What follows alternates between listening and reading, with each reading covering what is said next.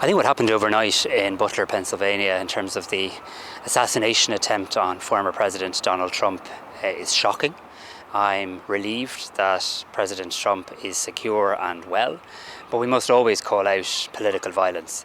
Sadly, we have seen an escalation in political violence across the world in recent times. Indeed, it's only a number of weeks since my Slovakian counterpart had an attempt on his own life too. So there clearly is an escalation in political violence. And whilst not knowing the details as what happened in Pennsylvania last night, I do think it's important that we reflect on political violence, we condemn it in all instances, and we consider how really rhetoric can be dialed down, how we can get back to people debating each other and discussing issues without being disagreeable with each other and without being vitriolic and perhaps even dehumanising opponents. But my thoughts today are of course with the person who lost their life, the innocent spectator who went to a political event and found themselves caught up in this, and indeed those who are critically injured. And I'm pleased that President Trump is well, and we send him our best.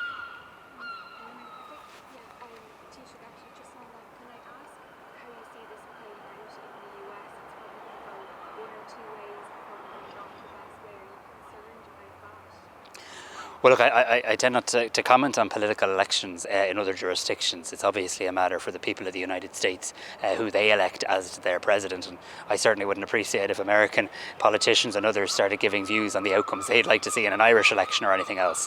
But what I think it is really important is that political violence is condemned. I think the only glimmer of hope we saw last night was the fact that two fierce political rivals in President Biden and former President Trump did speak last night.